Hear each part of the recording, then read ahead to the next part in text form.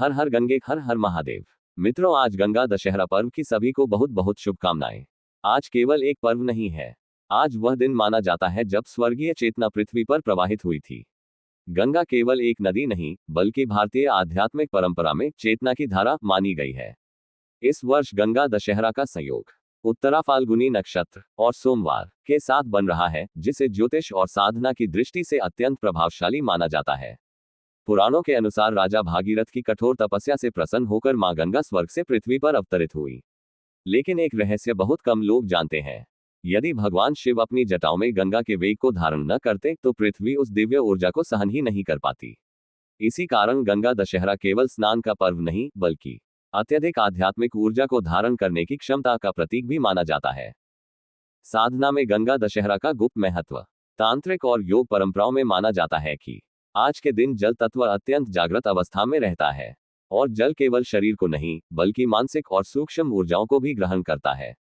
उत्तरा फाल्गुनी नक्षत्र को प्राचीन ज्योतिष में दैवी कृपा, ऊर्जा, स्थिरता और आशीर्वाद का नक्षत्र माना गया है। वहीं सोमवार चंद्र और भगवान शिव दोनों से संबंधित माना जाता है। इसी कारण आज का ये संयोग मानसिक शांति, संकल्प शक्ति और साधना के लिए अत्यंत विशेष माना जा रहा है। इसी कारण पुराने साधक गंगा दशहरा पर जल साधना, मंत्र जप, चंद्र ध्यान, दीप साधना और मौन व्रत को विशेष महत्व देते थे। कहा जाता है कि आज किया गया जप सामान्य दिनों की तुलना में कई गुना अधिक सूक्ष्म प्रभाव छोड़ता है। एक प्राचीन लेकिन कम ज्ञात साधना। यह साधना बहुत सरल है, लेकिन इसे श्रद्धा और शांति से करना चाहिए। रात में एक दीपक जलाएं। अपने पास तांबे या मिट्टी के पात्र में स्वच्छ जल रखें। फिर 108 बार यह मंत्र जपें। ओम ह्री गंगे नमः। जप के बाद कुछ क्षण जल को देखकर शांत बैठें। प्राचीन मान्यता है कि आज की रात मंत्रों की स्पंदन शक्ति जल में शीघ्र ग्रहण होती है। इसी कारण कई साधक इस दिन ऊर्जा संस्कारित जल तैयार करते थे, जिसे बाद में स्नान, छिड़काव या आचमन में प्रयोग किया जाता था। एक रहस्यमयी लेकिन गहरी बात।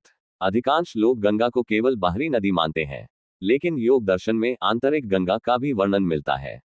कुछ साधक मानते हैं कि जब मन शांत होकर भीतर प्रवाहित होने लगता है, वहीं से आंतरिक गंगा का अनुभव प्रारंभ होता है। शायद इसी कारण हिमालय के ऋषि जल, मौन और ध्यान इन तीनों को एक साथ जोड़ते थे। आज का विशेष संदेश। यदि आज आप गंगा स्नान नहीं कर सकते, तो भी श्रद्धा से जल अर्पित कर, किसी जरूरतमंद को जल या अन्नदान देकर और कुछ समय शांत ध्यान में बैठकर इस पर्व की ऊर्जा से जुड़ सकते हैं। गंगा केवल नदी नहीं, भारतीय चेतना की बहती हुई प्रार्थना है। मित्रों, फिर मिलते हैं। हर हर गंगे, हर हर महादेव।